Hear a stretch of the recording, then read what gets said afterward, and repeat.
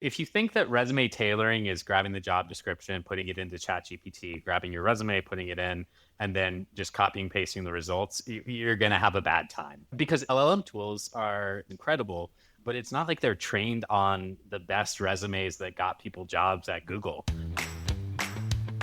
If you're job searching right now, you're in the right place.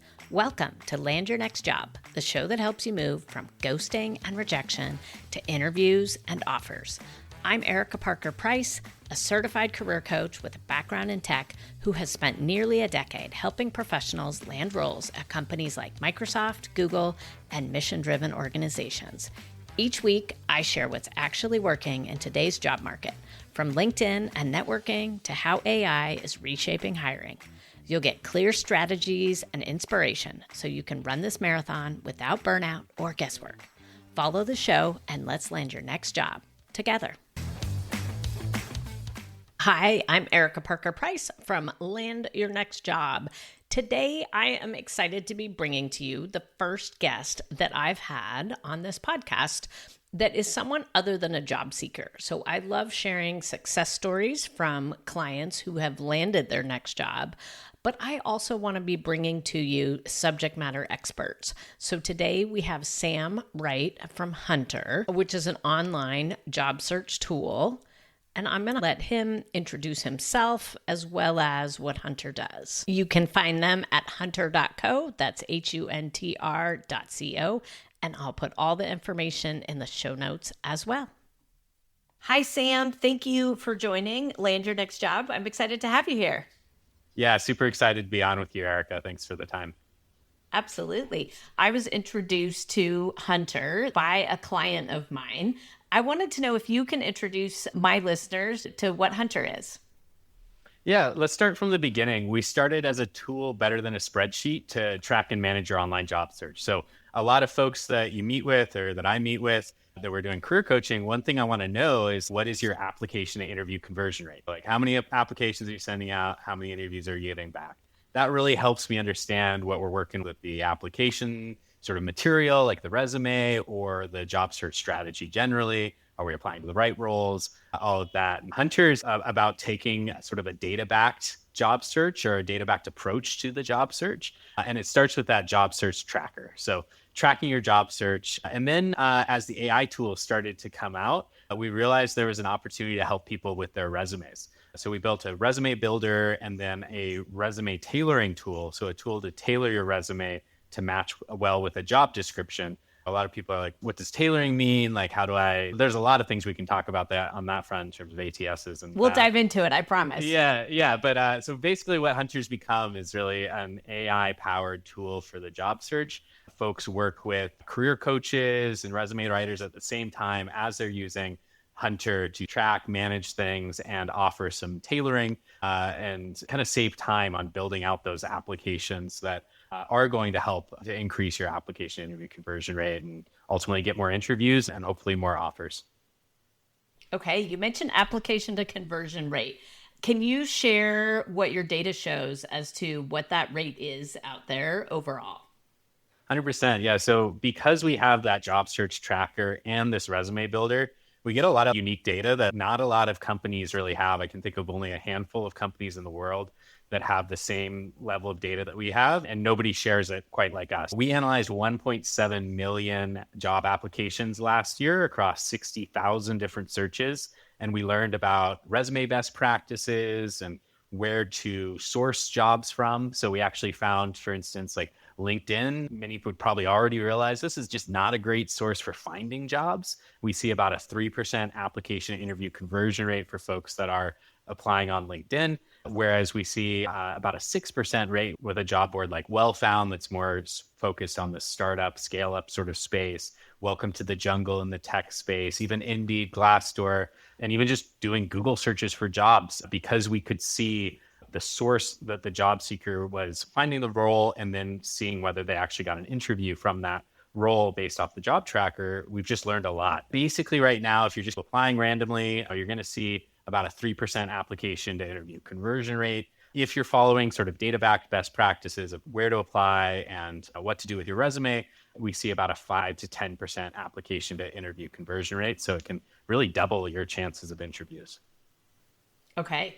I think it's fascinating for people, and it may be disappointing if somebody's listening to this and they're brand new to the job market. Even if you're doing everything right, Yeah, what you're saying is it's about a 10% application to interview right. conversion, like in all the best world, which means 9 out of 10 of those applications are headed nowhere, the Yeah. big black hole. We can talk about lots of different ways of thinking about that. But thank you for introducing Huntr. What do you do there?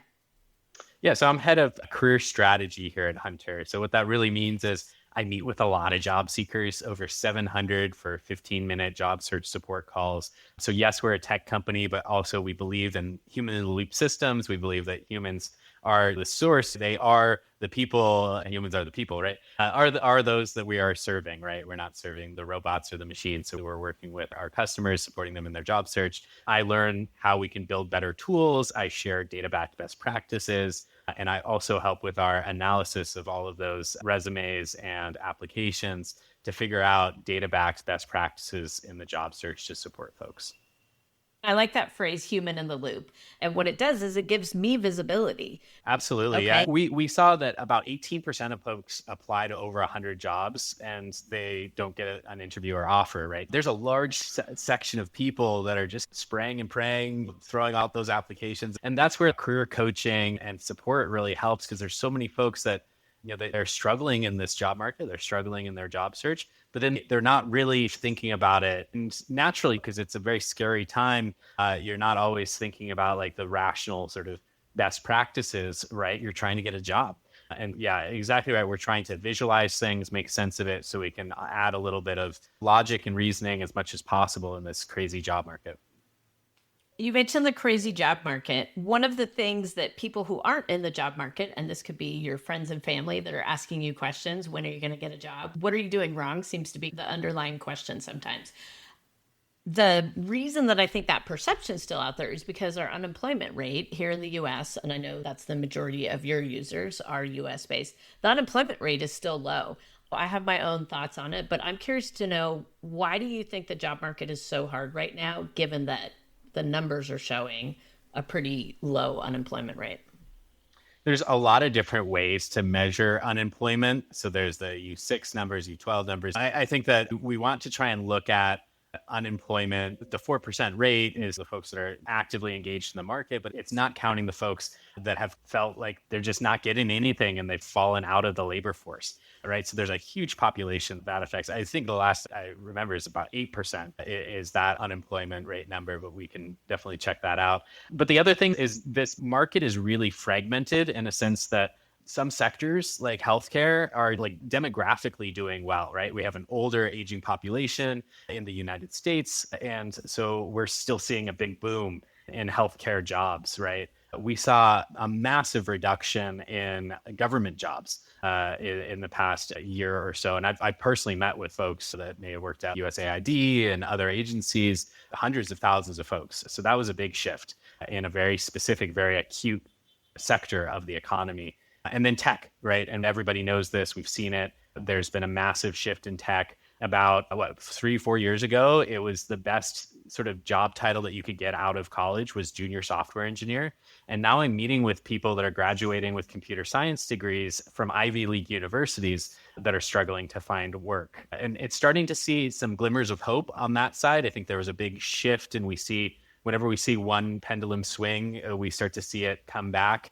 And so we are seeing, as June comes around, we got new grads coming out, a little bit more of a silver lining in terms of new grad unemployment rates. But they were the worst they had been at the end of last year since 1989. It was the hardest time for new entrants to enter the labor force. So yeah, when I hear that 4% rate, that I'm that labor market economy nerd, there's a lot of nuance to that number. Yeah, absolutely. I think there's a lot of nuance. And I think there's something about the market being frozen too. that there's just not much movement in the market. So if you look at the number of people that would like to leave their job, that's a very high number. But what's happening is they have fear that the market's tough, and so they're not actually making that move. So attrition has really been impacted as well. One of the things that I love about Huntr is that you're so data driven. And I have definitely spent some time reading your job search trends report. What most surprised you in that data? Yeah, I mentioned it, like LinkedIn just being a really not great place to look for work. It's counterintuitive, right? Well, a lot of people don't use LinkedIn unless they're looking for a job, right? They think that's the only thing that it's for. What else would you do it for? Which is like actually the opposite. It's like LinkedIn is good for your networking and contacts and referrals, and it's something you should be doing your entire career. But when it comes to you actually being on the job market, it's tough to use that job board. A few reasons. One, it's by nature of it being a social network. The job seekers are actually the product for LinkedIn, who is working with recruiters and hiring managers. Those are the people that are paying them money. It's important to keep that in mind for job seekers. If you're not paying for something, who is, and the incentives that happen there. And yeah, that's a big one. Even just doing a Google search for the jobs and being a little sophisticated with it, with a Boolean search or using some of their filters, we see that has a much higher kind of application to interview conversion rate. That's one of the biggest things. And then, yeah, a lot of kind of the concern, like you mentioned, fear, right? Like the fear, uncertainty, and doubt around the future and what we're entering, what's the impact going to be on me and my family. Yes, we're having like some pretty acute, severe problems with unemployment, but we're also seeing a lot of crisis of meaning and folks that are really trying to say, hey, yeah, yes, I have a job. Yes, I'm thankful for it in this economy, but also I'm not happy. And people having to like wrestle with that. I think about that a lot. It's, yeah, the data says one thing, but there's so much more when I get on these calls with job seekers that I realize like, and think big picture. What are we really doing? What are we valuing? Why are we valuing it? And what's this future going to look like as we're using these new tools to hopefully support a higher quality of life for more humans on this planet? Leading with the human first piece there. 100%. One of the things I really like to coach people on is Ikigai. I don't know if you're familiar with the term Ikigai. I think it's more relevant than ever, but Ikigai is basically the intersection of four different things. So I think of it as four circles, and Ikigai is the exact center. It's what am I good at? What do I love to do? What does the world need? And what can I get paid for? When one or two of those are out of alignment is, of course, what leads to dissatisfaction. I love that. And I've heard maybe a simplified version, or it's adjacent. It's if you're not learning or earning at the job that you're at, then you should be leaving, right? Ideally, you should be doing one or the other, but if you're not doing either, you should be leaving. And if you are doing both, then that's really great. And I think we forget about that learning part, which I feel like goes into some of that Ikigai, where it's, yeah, are you enjoying the process of waking up and feeling like it's something meaningful and that it lights you up? And it's a tricky balance because I get on these calls with folks that they're 6 months unemployed and they need a job and the mortgages due, right? And then you get on calls with other people that they actually have really good jobs, but they're still not feeling good about what they do. So I think there's so much, it's so dynamic, career services and career coaching, because everybody is so different and so unique. And yeah, I loved learning about that. Thanks for sharing. And, yeah, absolutely. Yeah. I always tell people that I coach at the intersection of career and life because it's all integrated. We can talk about what your job is and what your responsibilities are, which company you want to be at, but it impacts your life every day. And that's just such an important piece of it. When it comes to the way that jobs are changing right now, I actually think your report came out higher in terms of what I'd been seeing for people who are reporting that they have already lost their job to AI. So a lot of people want to say that's in the future. You reported 1 in 7 of your users saying that they already have lost their job. Can you share a little bit more insight on, was that industry specific? What have you learned about that number? Yeah, most of our folks generally skew towards tech and generally skew towards earlier career. So that's why you could expect that number to be a little bit higher and more folks in the software development, designer, product management, those types of things that we know have been heavily impacted. I think the other stat that I share along with that that's alarming is I think 7 in 10 of folks weren't worried about AI taking their jobs. And that was as of December. Every month we're seeing new tools come out. We're seeing new things to try to adjust to and make sense of. But yeah, I think again, that number kind of points to how acutely hit these folks are in this specific target demographic, I would say. And there's a lot of uncertainty around those numbers as well, right? We know what somebody may have been told when they received their layoff announcement may be actually different than the real meaning or the real context. There's so much that's going on in the world. It's hard to make sense of those things. Yeah, I did a whole episode on AI washing. One of the things that I think is absolutely out there is that budgets are shifting as a result of AI and all the money that's being spent, billions of dollars on data centers. And so I think that absolutely is having an impact and a disproportionate impact in the tech space. So I think it's good that you clarified your audience tends to be tech, tends to be younger. I want to dig into a little bit how Huntr uses AI. You talked about resume tailoring. I want to get into that because AI slop is definitely something that we all hear about. And I see it in resumes as well. Sometimes I get resumes and I think this is the most boring piece of literature I've ever read. And they look exactly like the job description and they don't tell me anything remotely exciting about themselves. So what does your tool do from an AI perspective? And how do you avoid that AI slop? Yeah. So if you think that resume tailoring is grabbing the job description, putting it into ChatGPT, grabbing your resume, putting it in, and then just copying, pasting the results, you're going to have a bad time, right? Because LLM tools are incredible, but it's not like they're trained on the best resumes that got people jobs at Google, right? They're just trained on every random resume example that any SEO blogger put out there to try and get some clicks, right? Really, the context is king here. And being able to use these tools. The quip that I have is there's no such thing as like an AI resume or a non-AI built resume. It's just a good resume or a bad resume.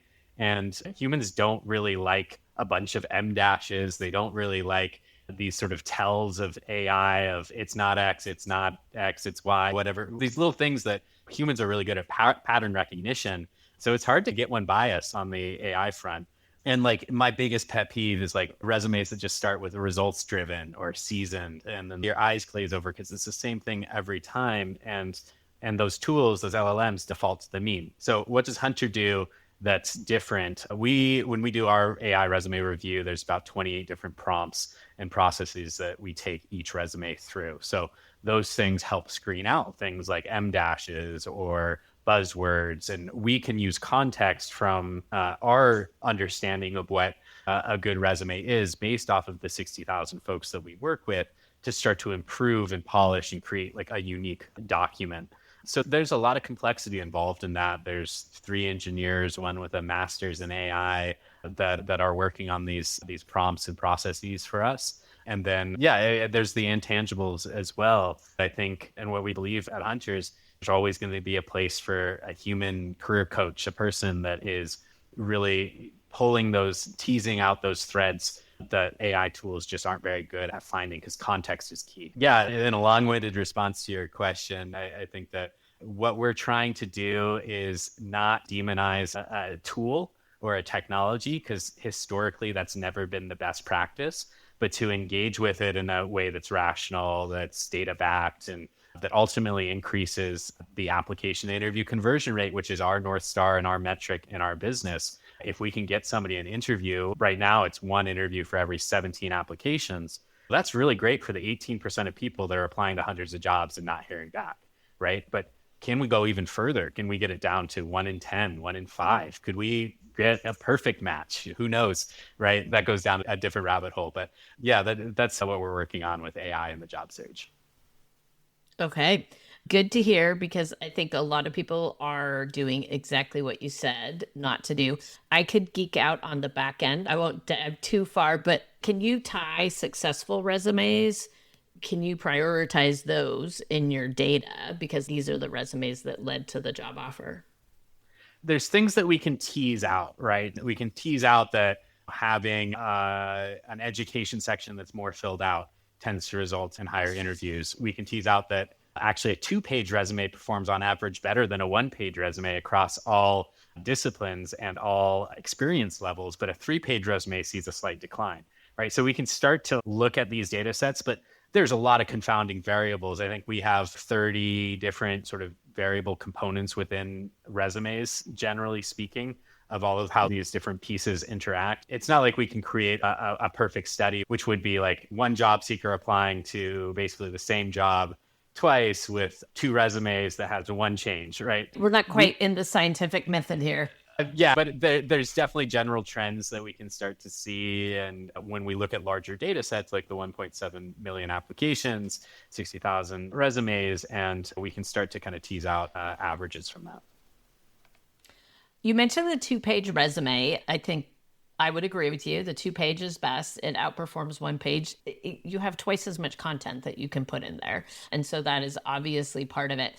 One of the things that I've wondered about is with so much of this going to an ATS system, how impactful that is.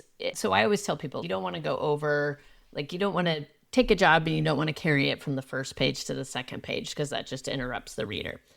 And I do question in the back of my mind, if they're all going through ATS, does it really even matter? So I'm curious to know how impactful you think ATS is. And because my guidance to people is really the less formatting, the better. We're not going for the pretty look of the resume, and we're definitely not doing tables. And I know that everybody says that they should be able to digest the table, but they don't do it well. But where do you land in terms of like how much you should be, and I guess I should say ATS being applicant tracking system, the systems that are digesting the resumes before they get there? What are your thoughts on that? Yeah, so I obsessed over this for about a month, and I just published a report on it, on applicant tracking systems, how they work. We know from our job search data and sourcing of resumes the top 10 sort of applicant tracking systems by volume. So we looked at those and all of the features that exist to really understand what's going on. One is that you mentioned the tables and the formatting stuff. Workday is a pretty large player. It's in the top 3 applicant tracking systems. Notoriously bad resume parser. It jumbles things up. It messes it up. I interviewed recruiters for this report at Amazon, at Microsoft, at 2 other Fortune 500 companies, and all of them said the same thing. Like Workday is notoriously bad at this kind of resume parsing. That said, they were basically these folks had been recruiters for a long time that used like half a dozen because it's a really fragmented market. There's a lot of different systems out there. That's why the idea of a resume or an ATS score is a myth. I'm not going to name names of companies, but there is no sort of ATS score because that's like saying there's a dozen different companies that are all using the same sort of rubrics and metrics, and they're not. They all have different systems. Every single one of the applicant tracking systems that I did some pretty in-depth research on, they have different screener, like they have basically ranking tools that they use. They're starting to use more AI, but Workday is actually being sued right now in federal court for bias related to their AI and age discrimination. So that's given a little bit of a pause for these applicant tracking systems trying to use those types of tools in more of an autonomous manner. It's still being adjudicated, remains to be seen what comes of that. But really what I say to folks is very similar to what you just mentioned. Unless you're in a design role, it's not so important what it looks like. What is important is you've got 8 seconds to catch the hiring manager or recruiter's attention. Make it easy to read. If I were somebody that was reading this and I had just read 100 other resumes, make it easy for me to find the information that's most relevant. Metrics and numbers jump off the page. Just use a PDF. PDF is perfectly fine. And yeah, just make it easy to read. That's really the biggest takeaway. And tailor to match the job description, putting your best foot forward, leading with the impact that's most relevant to the role you're applying to. Okay. Keep it simple. Yeah. Keep it simple and tailor it. The ATS score comment that you made there is interesting because I know that there are people that are very set on getting that ATS score. And I think what you bring up is a fascinating point. That's only to one specific tool, basically. I can give an example where I applied for a job. It was a coaching job. I thought I would try one of the tools and see what ATS score I got. And my score was, I don't know, it was above 50, but it definitely wasn't 80. And one of the suggestions that it made, it said that I had not stated that I had skills in Zoom. And I thought, I'm not going to add Zoom to my resume. Did the job description say you would need to do coaching on Zoom? Sure. But I'm like, it doesn't fit with what I have. I'm not going to put a whole section that says I know Zoom and Teams and all these things. But if I did that, it really significantly raised my score. And so I think that's just an example of, is that really what a company is looking for? And like you said, are they using even anything remotely close to that same methodology? Yeah, I want to be really honest with this because this is something that we have a scoring sort of tool on our page, and people are searching for reasons why they're not getting interviews. And when they do that, they're going into Google, they're doing these searches, and then all of a sudden they're saying, oh, there's this idea of applicant tracking system screening me out. Maybe there's like an ATS score. There's a product that can help me with this. Product makers and companies caught wind of this 10, 15 years ago, and started to say, yeah, we have a solution for you. And then started marketing this. And then it starts to create blog posts to capture inbound leads of people searching for it. And it's created a whole market around this thing that doesn't really exist. When somebody is offering you an ATS score, what they're offering you is their best guess, that individual company's best guess at how well your job matches the job description. And most of these companies are just doing very basic keywords of X keyword is in job description, not in resume, therefore bad resume, which is exactly what you're just mentioning.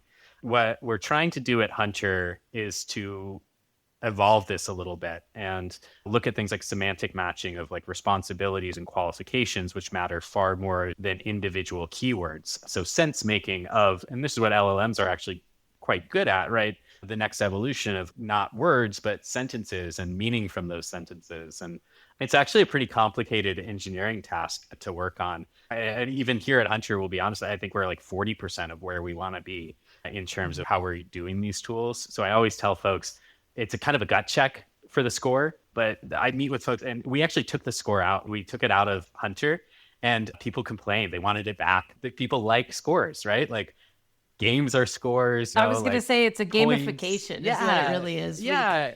And people want, oh, it's at 90, but I can't get it to 95. Why is that? Better just to say, okay, if it's less than 50, maybe you shouldn't be applying to that job. If it's a little bit higher than that, work to get it in that 70, 80 range, and that's perfectly fine. And use your best judgment, which is exactly what you mentioned, to say, does this really make sense? If I was a hiring manager, would I really care about this? So great advice. Yeah. Yeah. And I think that's where the human element comes in too. Have somebody else read your resume, whether it's a coach or somebody who has that same job as a hiring manager. We can all lose perspective on our own resumes when we've been in them so long. I know that I have definitely read resumes and I was like, I read that whole section. I have no idea what you did. And then they explained it to me in one sentence. And I thought, why didn't you say that? Yeah. Like what you said to me verbally completely makes sense. All these bullet points, I didn't get that at all. Okay. I know that the time to getting an offer has gotten longer and your data shows that in 2025. We're one quarter into 2026. Any insight that you have yet on the direction that the market's heading? We'll be releasing our Q1 job search trends report next week or the week after. We'll put it in the show notes, provided it's out. It'll be in the show notes along with everything else. Awesome. Yeah. Really, since April of last year, there was a big shift, and every quarter progressively has gotten longer and longer for the job search. And I don't need to tell any job seekers out there that is the case. We're starting to see some silver linings, some pieces of hiring that seem to start, they're starting to come back. And we also know that June is generally a good month for hiring. January, June, September, we usually see a little bit of a lull for the summer. So yeah, what I try to tell folks is it's interesting to think about those kind of general trends, but at the same time, if you need a job, you need a job. And the best practice that you can do is try to be applying to 10 to 20 jobs per week well-tailored resume, good fitting jobs, try to do your networking and referrals as much as possible. And if you're not getting any interviews within 20, 30, 40 applications, as you mentioned, try to get some feedback. I do also recommend everybody and their uncle has advice on what to do with a resume and how to get a job. Your uncle maybe got his last job in the 90s, right? Things changed. So really try to find folks that you really can trust and feel like can give you really good advice on resumes. I was blessed to have a mom that was an English major librarian and a dad that was in business and on the hiring side. And something I'm passionate about is a lot of younger folks don't have that. So it's like, how do you build a resume when you're getting out of college if you don't have so many folks that have been in the professional world to help you? And shout out if anybody here is listening and that's them, reach out to me. I'm happy to do 15-minute free sort of look over your resume, try to support. And yeah, hopefully other people that are listening to this can also try to lend each other a hand. I know there's something called like the never search alone.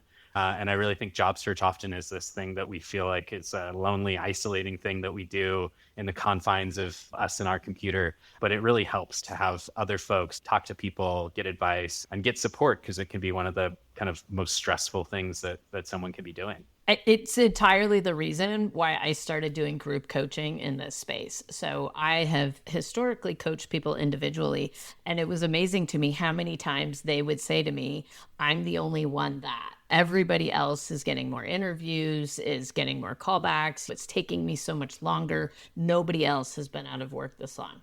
And I had multiple versions of that same person telling me. And so that's the exact reason, because I do think that the community piece, being with people that are like-minded professionals, even if you're working in different spaces. Yes, I coach people in tech, but I also have people in finance, people in pharma, people in consumer product goods, all those different things. And there's a lot of crossover when you're in the job search market. I absolutely believe that there's big value there. I have a question for you. It's maybe risky for me to ask because I don't know your answer. I am a big believer in using your connections to support the application. So yes, I think you need to be applying to the jobs that are out there. Do you have any data that backs up using your network to support the applications? We don't have any networking tools baked into our job tracker other than like contact management. So we can't provide any unique insight in that. The best data that I've seen on the subject is from an applicant tracking system that's been really more popular, excuse me, which is Ashby.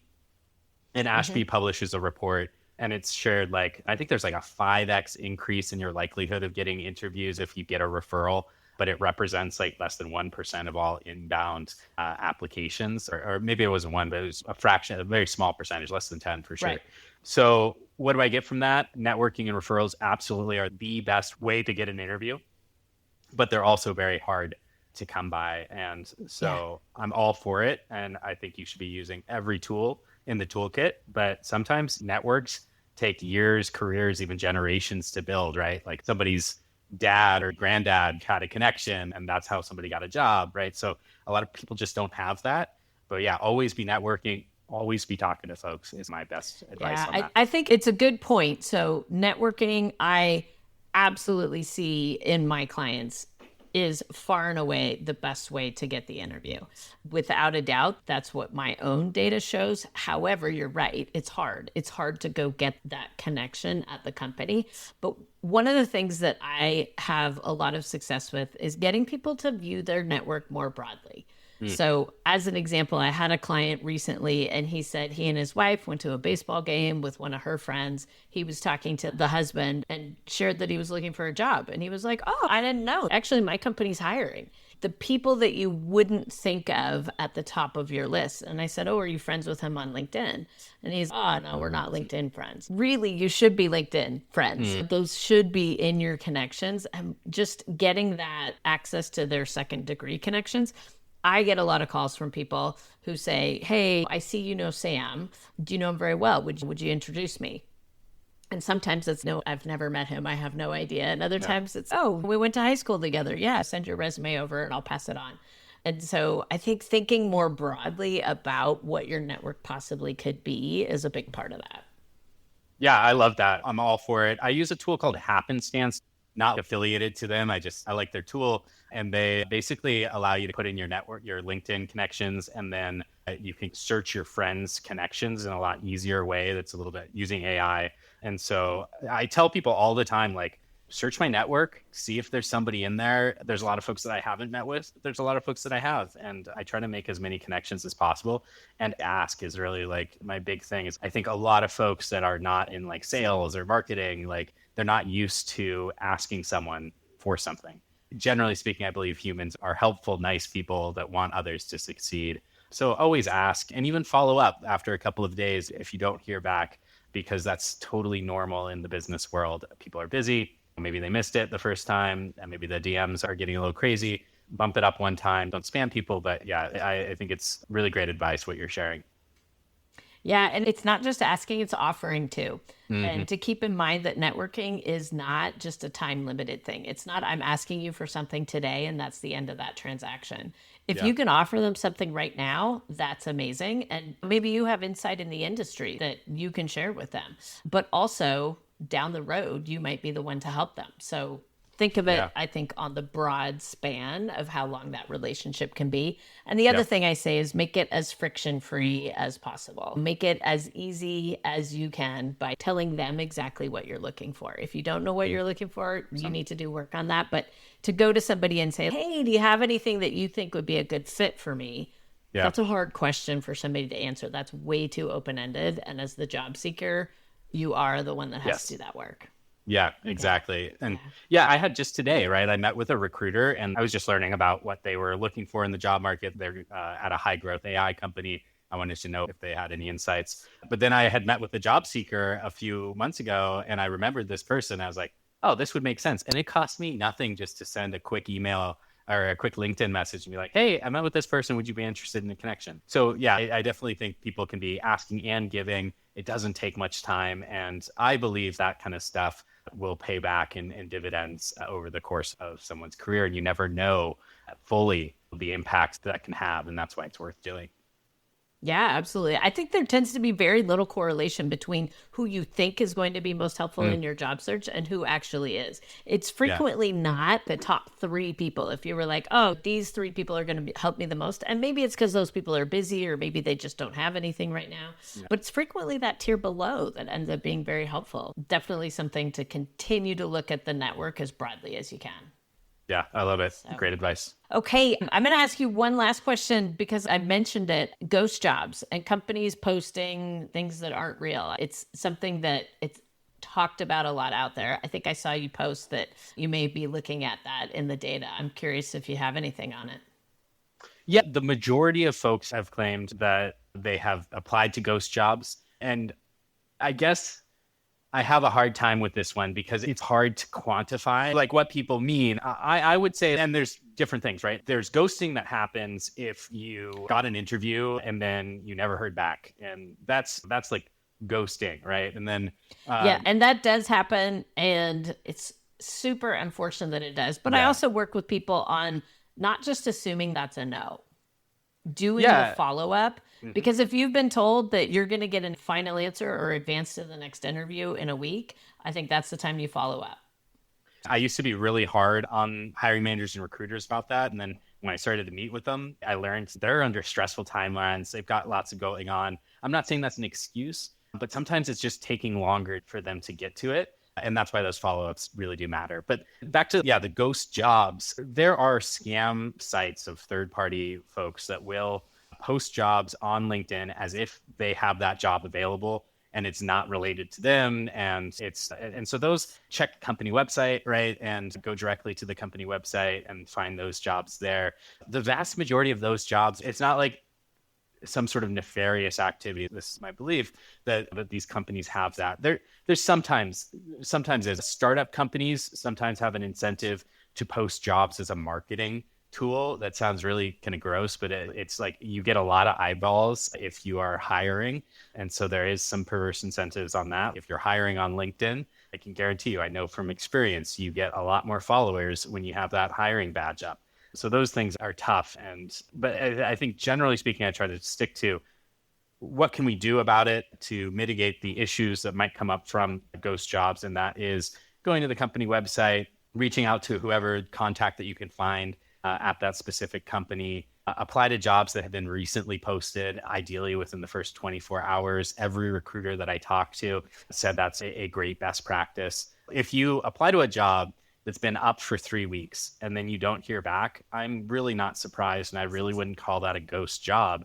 I think it's an old job, and they probably have hundreds of candidates, and so your application interview conversion rate is going to decrease. So That's the best advice that I can offer on the ghost job front. Okay. Makes great sense. Is there anything we've missed? Anything else that you wish job seekers knew? Anything that you would share?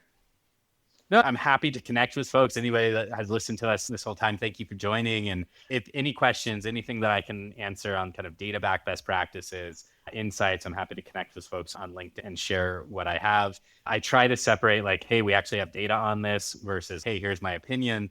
Because like I said, everybody and their brother has opinions in the space. I think working with career coaches such as yourself and others in the space that have been around a long time can be really helpful. And I encourage folks to do that and try to avoid, if something smells like a scam and you're getting outbound LinkedIn messages from people telling you your resume is an applicant tracking system optimized, then be aware of that stuff. Because when there is a lot more fear and uncertainty and doubt, there's more scammers that are out there. So that's why I think it's really important. And I love joining folks like yourself on these chats to try and separate signal from noise and get people good advice. Okay, good. I think you shared a lot. And if it sounds too good to be true, it is too good to be true.